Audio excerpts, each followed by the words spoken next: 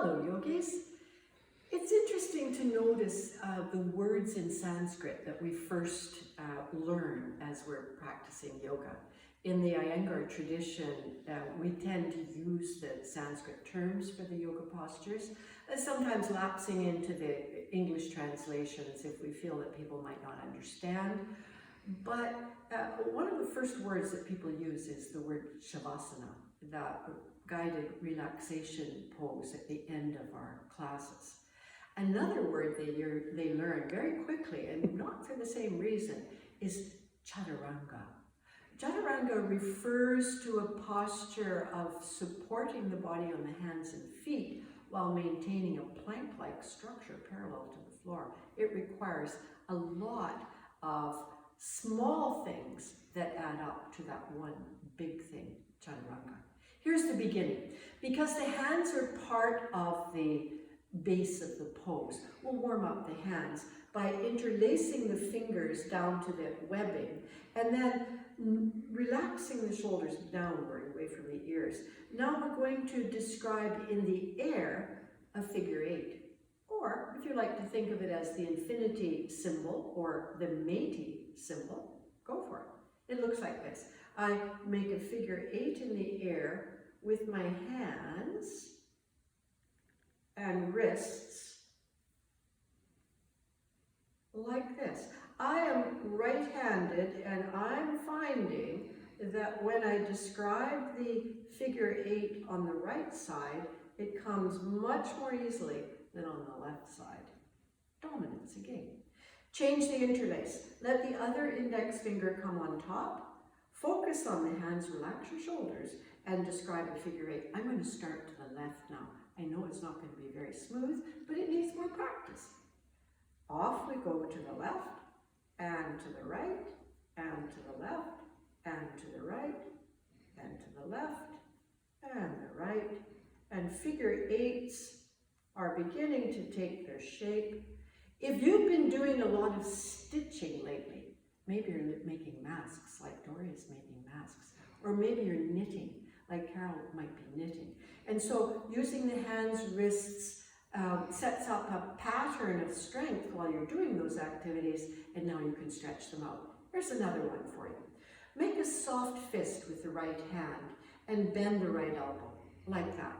Take the left hand on top of the right hand and stretch this flesh, the muscles of the right hand, to bring that fist toward the inner wrist.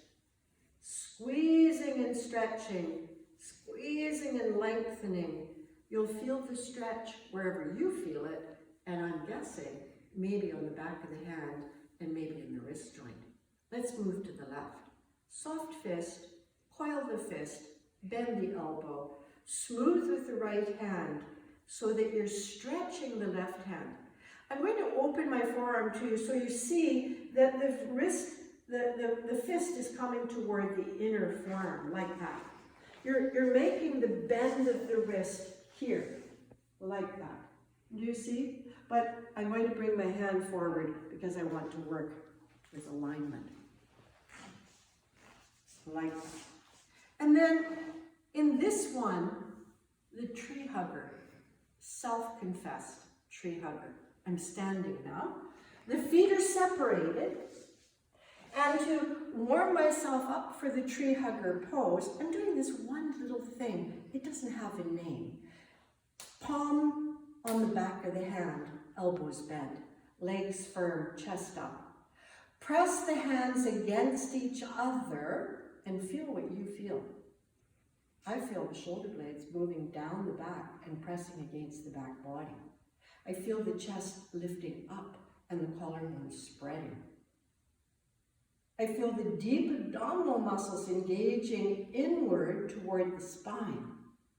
Then change. Press palms against palms. Keep the elbows bent. Squeeze the back body forward against the rib cage. I'm referring to the shoulder blades. Lift and spread the collarbones. Legs are firm. We're in Dandasana. And now the tree hugger. Imagine the tree of your choice right here. It's a fairly young tree, maybe 20 years old. I like the alders, so I'm imagining the alder. I'm going to step the feet together because I'm going to hold my tree in a hug. And then, as if I were hugging the tree and just giving it a little lift toward the canopy. I lift my imaginary tree, I'm hugging my imaginary tree. The chest is lifting, the whole front body is lifting, the back body is pressing forward against the rib cage. And then I change the action of the hug. The right hand comes against the tree. I'm hugging my favorite little alder tree, lifting it a little toward the canopy and lifting the front body as we hug the tree. These are some of the actions that you'll be engaging when you move to Chaturanga. Release your tree. Wish it well. Grow well and prosper, tree. Now we're coming toward the wall. And as I step to face the wall, I'm judging the distance from the wall about half a meter, feet separated. I'm bringing the palms to the wall. You see how I'm gauging the height of the palms to the wall. From the side body, I just place the palms toward the wall and now gather the elbows in toward the body. So not this for elbows. Elbows releasing toward the floor. Think of it that way. Now, keeping the back of the head in line with the spine, the whole body like a plank. I let the body come toward the wall and then press it back. See how the elbows slide toward the side waist and then maybe behind the side waist. Back and forth we go. Chest is lifted. I'm not trying to bring the chest or the face to the wall. Faster than any other body part is all coming at the same time. Forward and back.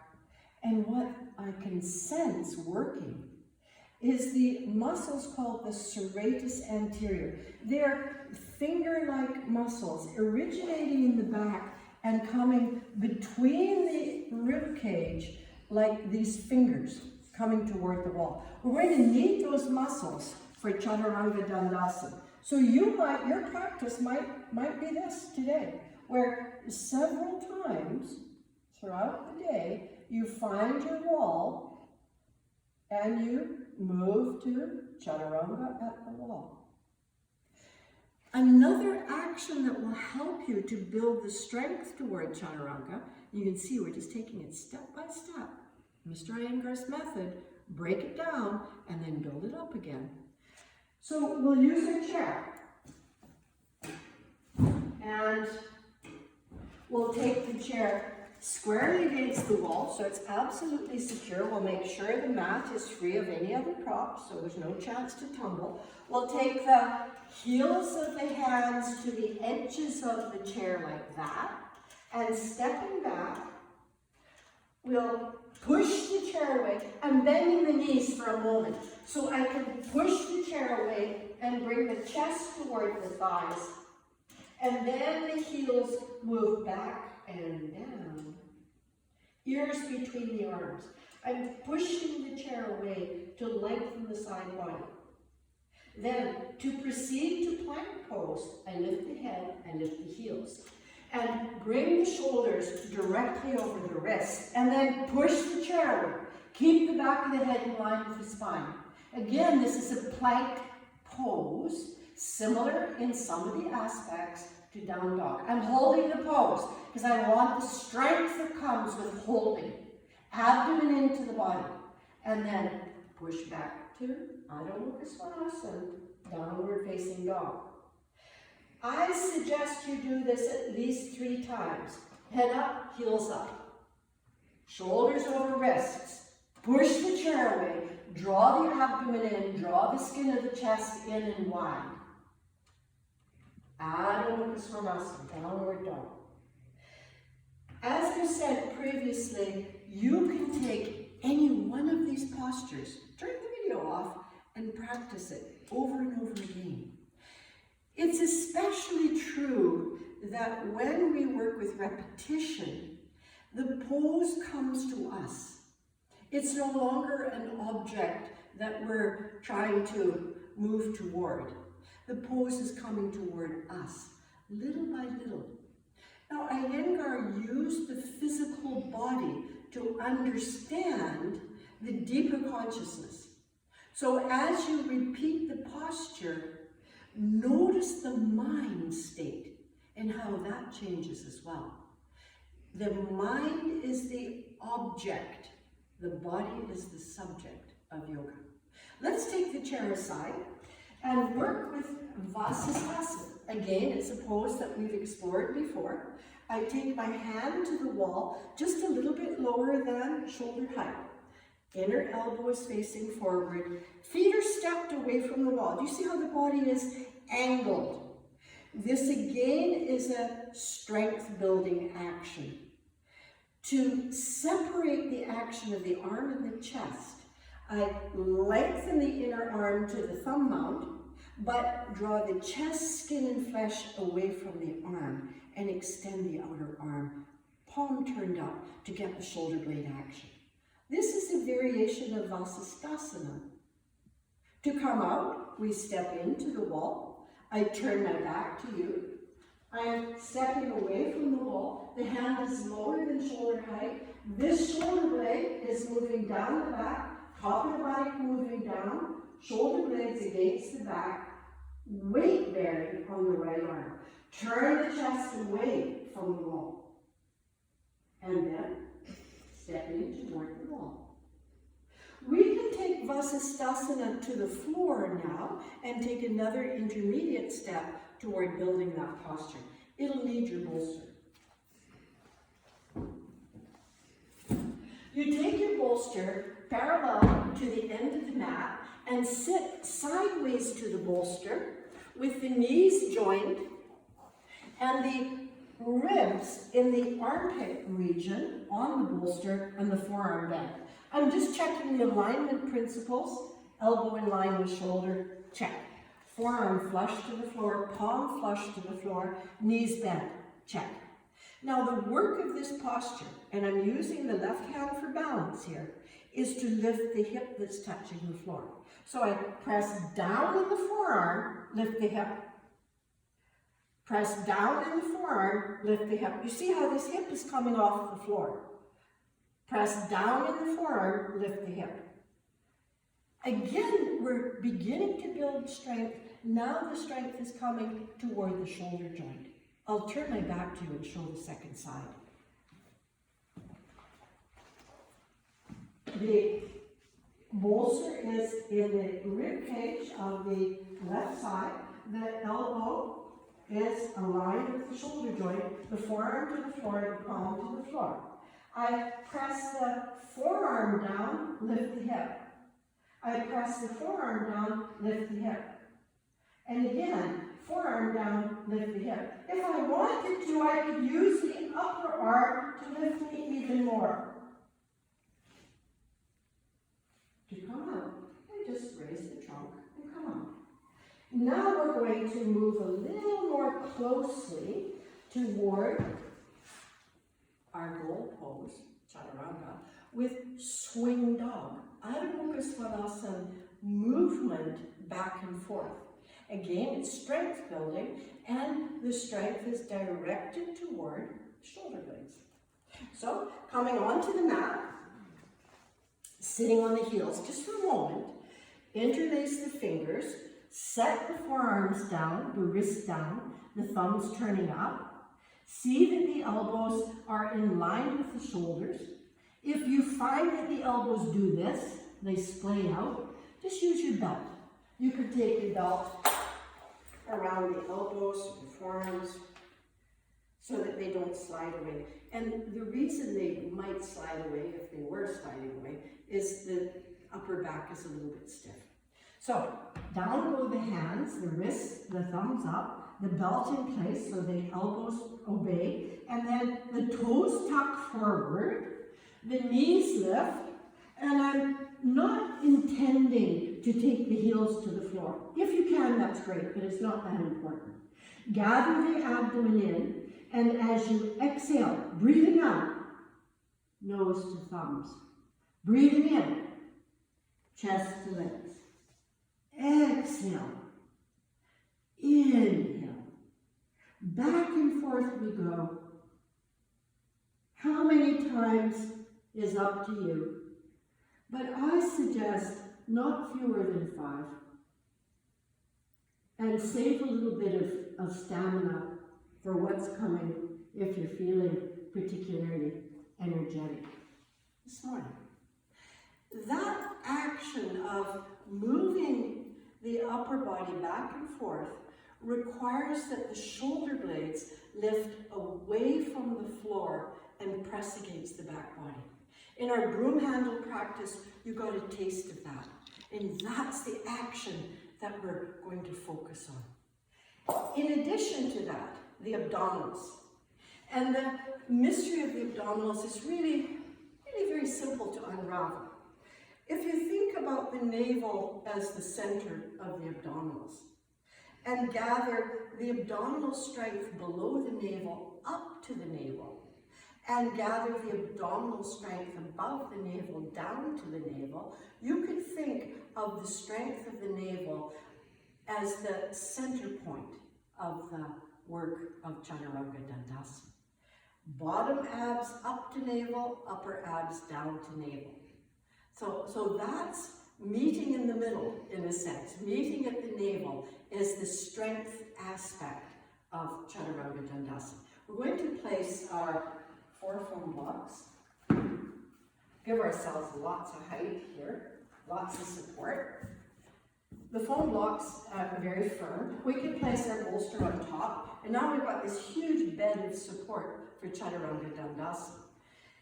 As we work on the pose over time, this support can diminish. So you might, after some time working with Chaturanga Dandasana, take off a layer of support and place your bolster back, and so on, and take the next layer off as you go along.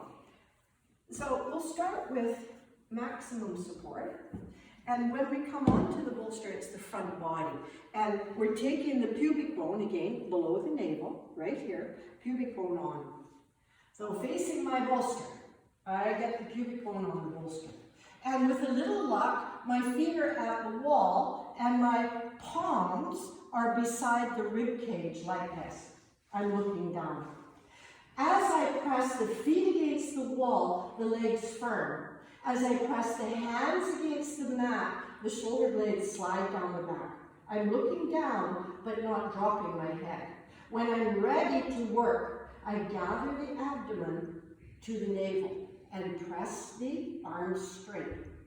As I come down, I bend the elbows back and bring the front body evenly onto the bolster. Again, feet to the wall, thighs firm. Palms to the foam block, shoulder blades down the back toward the wall. When you engage, abdomen, bottom abs to navel, upper abs to navel, push into the floor, lift to plank, and then fold the elbows back, take the front body to the bolster. This way of working distributes the effort out of the shoulders into the abdominal strength. We're also using serratus anterior. We're using the palms, obviously, forearms, strength of the shoulders, but most importantly, this area is engaged to lift just a little off the bolster. Here's another way you could do it. I'm taking off the support. And as I take it away, keeping the bolster, but this time I'm going to use the forearm on the floor. Gives me a little more strength than just the hands. Feet to the wall, forearms to the floor, elbows under the shoulders, looking down, knitting the abdominals together at the navel, I lift up. And pause, and breathe, and rest. As you work this way, see how I come out, turning sideways and bringing the knees up? As you work this way, I find it's very interesting to work with timing. How many breaths can you take in Chaturanga Dandasana? 1? Half a 1? 2? If you're interested in building the strength, count the breaths, count the repetitions. and give yourself a little bit of support with that information to strengthen your practice. We've been working on Salamba Sarvangasana, little by little by little. And you know, we showed Setubandha Sarvangasana, feet on the chair, shoulders on a bolster. It's a great entry for Sarvangasana. But we're moving now more towards the classical Salamba Sarvangasana. Here's what you need. You have your foam blocks like this. You have your blanket or blankets, plural, and your setup looks like this. You bring your tail end of the mat within a few inches, thumb length distance from the edge of the mat, and then you pull the whole thing in toward the wall, like that. In our most recent video, we counseled you to the cautions of avoiding inversions if there are eye issues, glaucoma, retinal detachment, if you're monitoring the pressure in the eyeball. Another reason you might not take this posture is if you're in a menstrual cycle. Not because women are seen as any less strong and powerful during menstrual cycles, but simply to allow the flow to go as nature intended. So here we have our platform. We've also mentioned in previous videos that if a single blanket is not getting you onto the top shelf of the shoulders, add blankets. And you know, there's no real limit to the number of blankets you can put there. But as you begin to explore this pose, the queen of yoga poses, according to Mr. Iyengar, you'll want to feel the effort of the support comes to the top of the shoulders, not somewhere down the back. If you're resting somewhere down here on the support, you really need to take more support to get off your shoulder blade and onto the top of the shoulder. So we have our belt, and we've sorted out how to work with the belt. We take it on behind us so that we measure the tension on the belt. This belt loop feels a little tight to me. I can feel my elbows being pulled in toward one another. And so I'm going to loosen it a little and check it again. Because if the props are not working for you, then there's no point in working with props. Here it is now. I've got a little bit of leeway on the elbows. And I take the belt on one elbow and bring myself sideways to the wall, wedging into this very narrow little space, forearm down for support, legs swing up the wall, and now feel. Are you in the right place on the platform? Do your shoulders align with the edge of the mat? I need to move a little bit away from the edge. There it is. Shoulder, edge of the mat. Neck supported by the curve of the bolster blanket combination.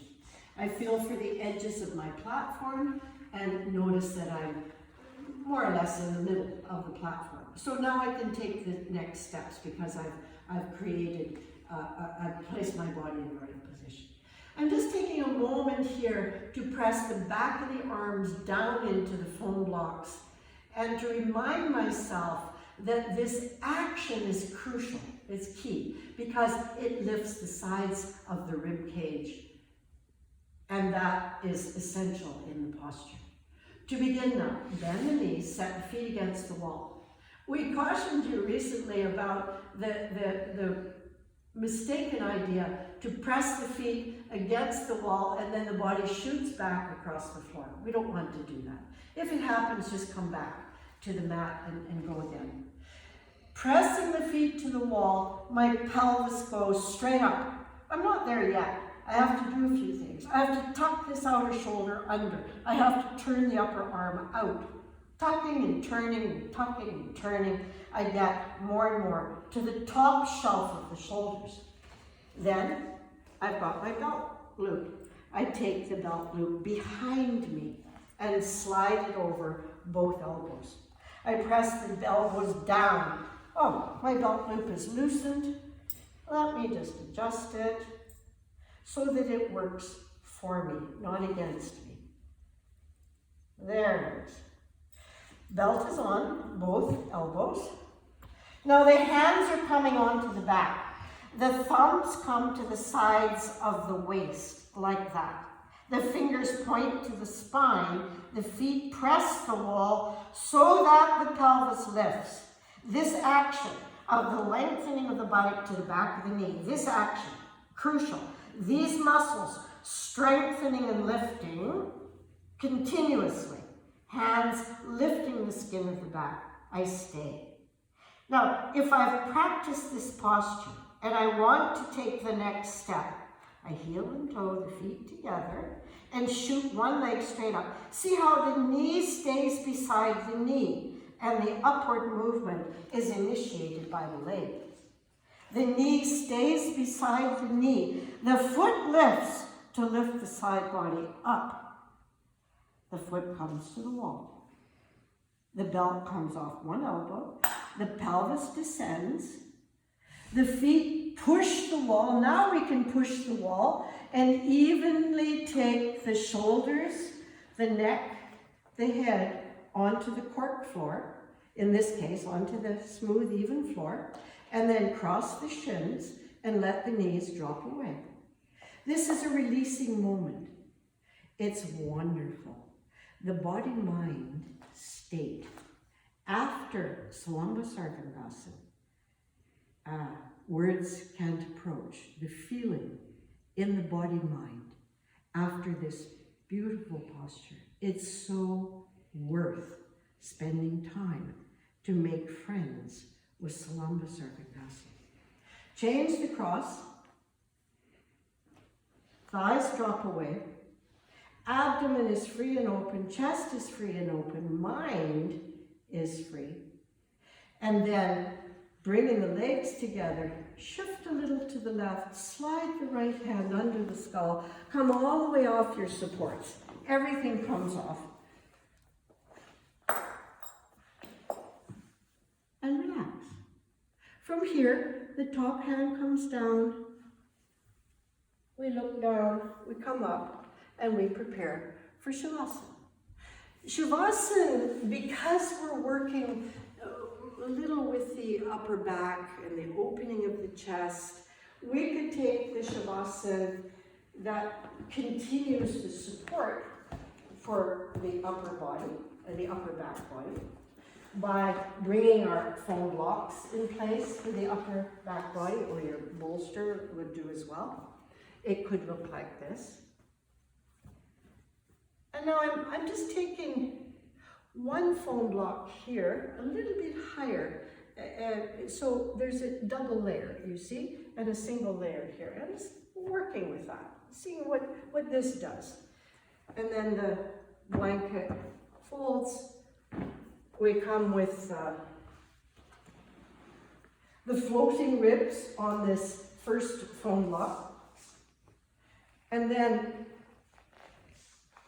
I'm reaching for the shoulder blades against the second foam block. Now, just a note here. You might, because of the length of your trunk, have to pull the foam block this way to get the shoulder blades on. I'm doing that. Now my shoulder blades are on. If your trunk is longer than mine, your spine is longer, you push that second foam block this way. The point is, you want to get the bottom tip of the shoulder blades on the second foam block, this one. So wriggle away, work away until you get that. Then the head and neck come on the blanket. The legs extend into Supta Tadasana. I don't want to touch the wall here, so I'm just giving myself a little push out from the wall. Legs drop away. Arms expand. And because the shoulder blades are on the foam blocks, you can stretch from shoulder blades to palms vigorously, and then let the elbows drop into the floor.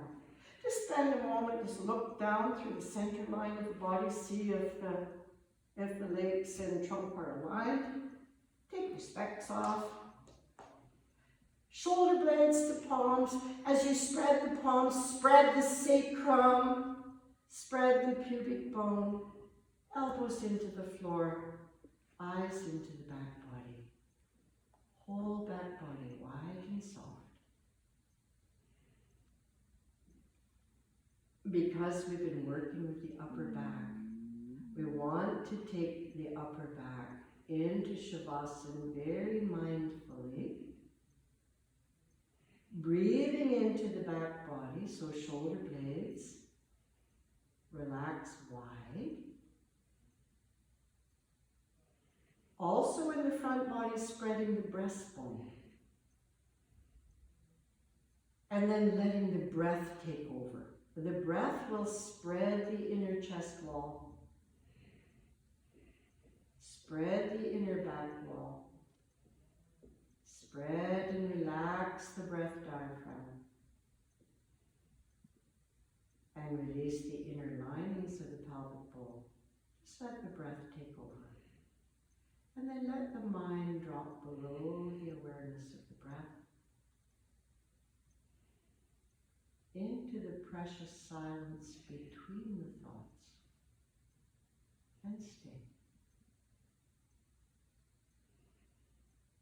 And when that wonderful Shavasana has done its healing work, hands to the front body, feet to the floor, hips to the left, right hand in support, onto the side body, eyes open or closed. And from here, pressing down into the hand, look down, walk the hands back to you, and then sit in any way that you comfortably can. I'll take my foam block and cross the shins